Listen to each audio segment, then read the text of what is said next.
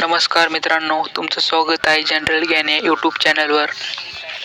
हे तात्याचा ठोकळा एकनाथ पाटील ही 33वी आवृत्ती आहे. ही 2526ची 33वी आवृत्ती आहे. मागलच्या पार्ट क्रमांक 5 आपण हिमालयाच्या पर्वतरांगा पाहिल्या होत्या आणि पान नंबर 17 भाग क्रमांक 6 पान नंबर 17 पूर्ण पाहिले होते. जसे की भारतामध्ये जेवढे काही प्रमुख शिखरे, प्रमुख खिंडी आणि वरचे आणि पान नंबर 18 पण काही पाहिले होते अर्धपान. आज आपण पाहणार आहोत राजस्थानी मैदानी प्रदेश. राजस्थानी मैदान इथे पाहू शकता. राजस्थानी मैदान खाली लिहिलेलं आहे. भारतीय महावाळवंट भारताच्या वायू भागामध्ये मोडतो. भारताचा महावाळवंट म्हणून ओळख असलेल्या राजस्थान हे भारताचा महावाळवंट म्हणून ओळखला जातो. खाली पहा. 1949 पूर्वी राजस्थान हे राज्य राजपुताना या नावाने ओळखले जात होते. म्हणजे 30 मार्च ह्या तारखे पहिल्यांदा राजस्थान हे नाव नव्हते. पहिल्यांदा राजस्थान या राज्याला राजपुताना नावाने ओळख होती आणि 30 मार्च 1949 नंतर राजस्थान हे नाव ठेवण्यात आले. खाली पहा. सिंधू संस्कृतीतील विविध पुरावे येथे उत्खननास सापडतात. म्हणजे राजस्थान मैदानी प्रदेशामध्ये सिंधू संस्कृतीतील विविध पुरावे येथे उत्खननास सापडतात. खाली पहा. येथे वाळू फेल्ड्सफार खनिजापासून बनली असून, म्हणजे राजस्थानामध्ये जी वाळू आहे ती फेल्ड्सफार खनिजापासून बनली असून चून, खडक, जिप्सम व मीठ ही खनिजे येथे सापडतात. म्हणजे उत्तर भारतीय मैदानी प्रदेशात चून, खडक, जिप्सम व मीठ ही अशी खनिजे येथे सापडतात. खाली पहा. राजस्थानातील भारतीय महावाळवंट हे क्षेत्रफळ जगातील 18व्या क्रमांकाचे मोठे उष्णकटिबंध वाळवंट असून, म्हणजे जगामध्ये जेवढे काही वाळवंट आहे, भारताचे वाळवंट 18व्या क्रमांक, क्षेत्रफळाच्या दृष्टीने 18व्या क्रमांकावर भारताचे वाळवंट आहे. पुढे पहा. त्याच्या थराचे वाळवंट किंवा मरुस्थान म्हणतात. म्हणजे भारतीय वाळवंटाला थराचे वाळवंट पण म्हणतात आणि मरुस्थान पण म्हणतात. हे जगातील 9व्या क्रमांकाचे सर्वात उष्ण वाळवंट आहे. म्हणजे हे जगामधील जेवढे काही वाळवंट आहे त्याच्यापैकी 9व्या क्रमांकावर उष्णतेचे वाळवंट आहे आणि क्षेत्रफळाच्या दृष्टीने 18व्या क्रमांकावर येते. खाली पाहू शकता. थराच्या वाळवंटाचा विस्तार कच्च्या रणापासून पंजाब पर्यंत असून पश्चिम राजस्थानामधील 12 जिल्हे ते विस्तारलेले आहे. म्हणजे राजस्थानामधील 41 जिल्ह्यापैकी 12 जिल्ह्यामध्ये वाळवंट पसरलेला आहे. इथे पाहू शकता. कच्च्या रणापासून म्हणजे कच्च्या नावाचे एक गुजरातमधील सर्वात उत्तर भागात कच्च्या नावाचा जिल्हा आहे. तिथून सुरुवात होते ते पंजाब पर्यंत हे वाळवंट पसरलेलं आहे. राजस्थानातील 12 जिल्ह्यामध्ये वाळवंट पसरलेलं आहे. खालील पहा. मरुस्थान, सोप किंवा बारखान या वाळवंटाच्या टेकड्या आढळतात. म्हणजे राजस्थानमध्ये सोप आणि बारखान नावाच्या टेकड्या आढळतात. खाली पहा. बारखाना या चंद्रकोराच्या आकाराच्या वाळूच्या टेकड्या वाऱ्याचा वेग व दक्षिण दिशा यानुसार आपली स्थिती बदलतात. याच्या पूर्वेकडे शुक्र प्रदेश बांगर म्हणून ओळखला जातो. म्हणजे बागरच्या उत्तरेकडील प्रदेश शेखावत म्हणून ओळखला जातो. गंगा यमुनेच्या निक्षेपणामुळे उत्तर प्रदेश उत्तराखंड या राज्यात समतल व सुपीक गाळाचे मैदान तयार झाले आहे. आता खाली पहा पश्चिम मैदान. राजस्थान मैदान संपले, आता चलाले पश्चिम मैदान.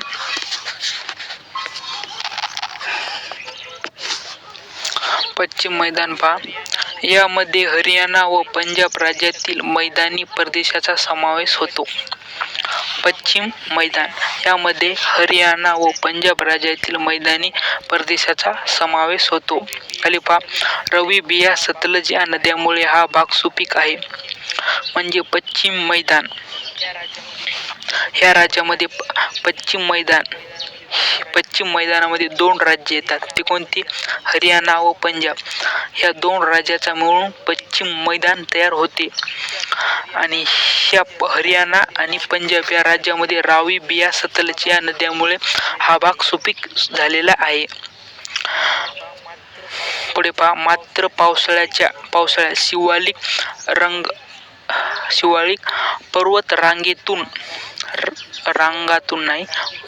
पर्वत रांगेतून चोस ही हंगामी नदी प्रवाह या मैदानावर पूरस्थिती निर्माण करतो. म्हणजे हरियाणा पंजाब मधील चोस नावाची नदी, म्हणजे जी शिवालिक हिमालयाची जी काही शिवालिक टेकडी आहे तिथून चोस नावाची ही नदी हरियाणा पंजाब मध्ये वाहत येते. ही एक हंगामी नदी आहे. हंगामी नदी म्हणजे जी नदी 12 महिने वाहत नाही. ती विशिष्ट कालावधी वाहते आणि काही काळानंतर ती नदी आटून जाते, म्हणजे ती हंगामी नदी. खाली पहा. घग्गर ही हरियाणातील हंगामी नदी पुढे राजस्थानामध्ये प्रवेश करते. म्हणजे हरियाणातील घग्गर नावाची नदी हंगामी नदी ही पुढे राजस्थानामध्ये प्रवेश करते. पंजाब हरियाणा मैदानी प्रदेश हा भारताच्या धान्याचे कोठार आहे. परीक्षेला प्रश्न विचारला, धान्याचे कोठार म्हणून कोणते राज्य ओळखले जाते असा प्रश्न आला तर याचे उत्तर आहे हरियाणा, पंजाब हे 2 राज्य भारताच्या धान्याचे कोठार म्हणून ओळखला जातो. पुढे पहा. पंजाब हरियाणा मैदानी प्रदेशात एकूण लागवडीखाली क्षेत्रापैकी गहू या पिकाखाली 38% तर तांदळाखाली 14% क्षेत्र व्यापलेले आहे. म्हणजे पंजाब हरियाणा या 2 राज्यामध्ये 38% गहू, भारतात जेवढा काही गहू पिकला जातो त्यापैकी 38% गहू या 2 राज्यामध्ये उगवला जातो आणि तांदूळ 14% हे उगवला जातो. खाली पहा. पंजाब हरियाणा मैदानातील प्रदेशातील अंबाला व महेंद्रगड या चुनखडी साठे आढळतात. साठे सर्वाधिक हरियाणा आणि पंजाब या 2 राज्यामध्ये अंबाला नावाचा जिल्हा आहे व महेंद्रगड नावाचा एक किल्ला आहे. ह्या 2 ठिकाणी चुनखडक सर्वात जास्त आढळतो. वरी पहा. गंगेचे मैदान. पान नंबर 19. गंगेचे मैदान. गंगेच्या मैदानात बिहार व पश्चिम बंगालातील गंगेचे त्रिभुज प्रदेश व आसाममध्ये ब्रह्मपुत्रा नदीचा याचा समावेश होतो. म्हणजे गंगेच्या मैदानी प्रदेशामध्ये बिहार नावाचं राज्य पूर्ण येतं व पश्चिम बंगालमधील गंगेचा त्रिभुज प्रदेश येतो व आसाममधील ब्रह्मपुत्रा नदीचे मैदान, ब्रह्मपुत्रा नदीचा परिसर येतो. खालील पहा. गंगेच्या मैदानात 3 प्रकार आहे. गंगेच्या मैदानात 3 प्रकार आहेत. त्याच्यामधला पहिला प्रकार आहे मध्य मैदान, पूर्व मैदान आणि 3 नंबरला आहे त्रिभुज प्रदेश. 3 प्रकार आहेत. लास्टचा प्रकार आहे त्रिभुज प्रदेश. खालील पहा. गंगेच्या मैदानात संत वाहणाऱ्या नद्यामुळे नालाकृत सरोवर तयार झाले आहे. म्हणजे नदीच्या पश्चिम भारतातील नद्या हे संत गतीने वाहतात आणि पूर्व भारतातील नद्या हे डोंगरातून येतात. सह्याद्री पर्वतामधून आल्यामुळे हे जोरात पाणी वाहतं. खाली पहा, अनेक नद्यांनी वाहून आणलेल्या गाळापासून बनलेल्या गंगेच्या मैदान हे जगातील सर्वत्र विस्तृत व लगत गाळाचे क्षेत्र आहे. म्हणजे गंगेचे मैदान हे जगातले सर्वात मोठे गाळांनी अनेक नद्यांनी वाहून आणलेल्या गाळापासून बनलेले गंगेचे मैदान हे जगातील सर्वात सतलज व गाळाचे क्षेत्र आहे. म्हणजे नदीच्या गाळापासून तयार झालेले हे गंगेचे मैदान हे जगातील सर्वात मोठे त्रिभुज प्रदेश आहे. हल्ली पहा, गंगेचे त्रिभुज प्रदेश सुंदरबन. गंगेच्या त्रिभुज प्रदेशामध्ये 3 नद्या येतात. गंगा नावाची नदी, ब्रह्मपुत्र नावाची नदी आणि मेघना नावाची नदी. या 3 नद्यापासून त्रिभुज प्रदेश म्हणतो. खाली पहा, गंगेच्या त्रिभुज प्रदेशातील वनामुळे सुंदरी वृक्षाचे गंगेच्या त्रिभुज प्रदेशातील वनामधील सुंदरी वृक्षामुळे संख्या अधिक असल्याने ह्या त्रिभुज प्रदेश सुंदरबन म्हणून प्रसिद्ध आहे. हा प्रदेशामध्ये सुंदरी नावाचे वृक्ष सर्वाधिक आढळले जाते, त्यामुळे सुंदरबन हे नाव ठेवण्यात आलेलं आहे. खाली पहा, गंगा ब्रह्मपुत्र मेघना त्रिभुज प्रदेश हे जगातील सर्वात मोठा त्रिभुज प्रदेश असून तो बहुतांशी बांगलादेश आणि भारतातील पश्चिम बंगाल राज्यात विस्तारलेला आहे. म्हणजे गंगेचा त्रिभुज प्रदेश हा फार मोठा आहे. हा पश्चिम बंगाल, भारतातील पश्चिम बंगाल ह्या राज्यामध्ये काही भाग आहे आणि काही भाग बांगलादेशमध्ये आहे. पुढे पहा, 1987 साली या त्रिभुज प्रदेशाची जागतिक वारसा स्थळ यादीमध्ये समावेश झाला. 1947 साली ह्या त्रिभुज प्रदेश हा जागतिक वारसा स्थळ यादीमध्ये समाविष्ट करण्यात आला आहे. खाली पहा, हुंगळी नदीपासून मेघना नदीपर्यंत पसरलेल्या गंगा त्रिभुज प्रदेश बंगालच्या उपसागराची लांबी 350 किलोमीटर इतकी आहे. हुंगळी नदी आणि मेघना नदी. हुंगळी नावाची नदी आहे ही सीधा समुद्राला जाऊन भेटते आणि मेघना नावाची नदी आहे ही सीधा समुद्राला जाऊन भेटते. ह्या 2 नद्यांमध्ये समुद्र किनाऱ्याचे अंतर 350 किलोमीटर आहे. आता खाली पहा, त्रिकोणी आकाराच्या गंगेच्या त्रिभुज प्रदेशात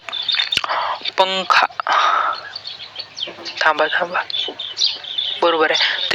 त्रिकोण आकाराच्या गंगेच्या त्रिभुज प्रदेशात पंखाच्या आकाराच्या त्रिभुज प्रदेश म्हणतात. खाली पहा, गंगेचा त्रिभुज प्रदेश हा जगातील सर्वात सुपीक प्रदेश असून त्यास हरित त्रिभुज प्रदेश असे म्हणतात. जगात सर्वात सुपीक भाग म्हणजे गंगेचा त्रिभुज प्रदेश. म्हणजे आपल्या भारतातील जगातील सर्वात सुपीक भाग म्हणून ओळखला जाणारा भाग म्हणजे गंगेचा त्रिभुज प्रदेश. ह्याला हरित त्रिभुज प्रदेश असे म्हणतात. हा भाग गंगेच्या ब्रह्मपुत्र मेघना याच्या गाळापासून तयार झालेला हा भाग आहे. त्याच्यामुळे हा भाग जगात सर्वात जास्त सुपीक प्रदेश आहे. त्यामुळे ह्याला हरित त्रिभुज प्रदेश म्हणून ओळखला जातो. खाली पहा, असंख्य वितरिका, पाणथळी सरोवरे व जलोढ पूर मैदानी हे गंगेचे त्रिभुज प्रदेशाची वैशिष्ट्ये आहेत. खाली पहा, सुंदरबन बंगालच्या उपसागरानजीक स्वच्छ पाणथळ भागातील जगातील सर्वात मोठा कच्चा वृक्ष क्षेत्र आहे. म्हणजे सुंदरबन सुंदरबन हे समुद्र किनारे आहे. कोणता समुद्र?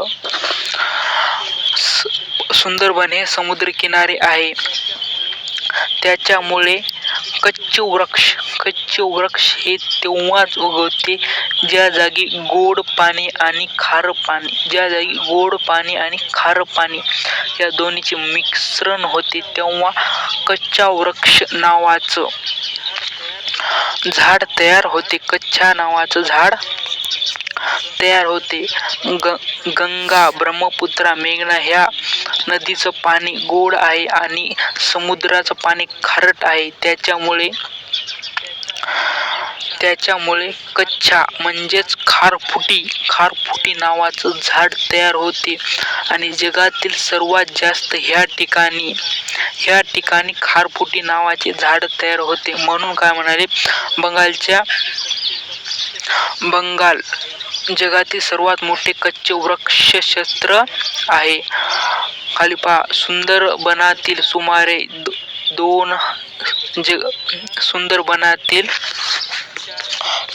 20,400 चौरस क्षेत्र कच्च्या वृक्षांनी व्यापित असून सुंदरी, बांबू, गर्जन हे येथे वृक्ष आहेत.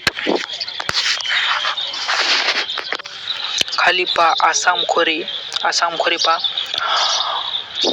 पूर्व हिमालयात भारताच्या ईशान्येकडे हा प्राकृतिक विभाग ब्रह्मपुत्राचे खोरे म्हणून प्रसिद्ध आहे. पुढे पहा, या विभागात संपूर्ण आसाम राज्य सामावलेले आहे. म्हणजे आसाम ब्रह्मपुत्र नदीच्या खोऱ्यामध्ये पूर्ण आसाम राज्य आहे. ब्रह्मपुत्र व तिच्या उपनद्यांमुळे बनलेल्या जलोढ निष्कापामुळे आसाम खोऱ्याची निर्मिती झालेली आहे. म्हणजे ब्रह्मपुत्र नदीच्या खोऱ्यामुळे आसाम राज्याची निर्मिती झाली आहे. खाली पहा, आसाम खोऱ्यात खनिज तेल, नैसर्गिक वायू, कोळसा, चुनखडक व फेल्डस्पार याचा विपुल आहे. म्हणजे नैसर्गिक वायू, कोळसा, चुनखड हे खनिज येथे सापडतात. खाली पहा, आसाम खोरे हे जैवविविधतेबाबत जगातील सर्वात समृद्ध प्रदेश. आसाम खोरे हे जगातील जैवविविधता म्हणजे येथे सर्वात जास्त जीव, प्राणी आणि झाडे असल्यामुळे हे जैवविविधता आहे.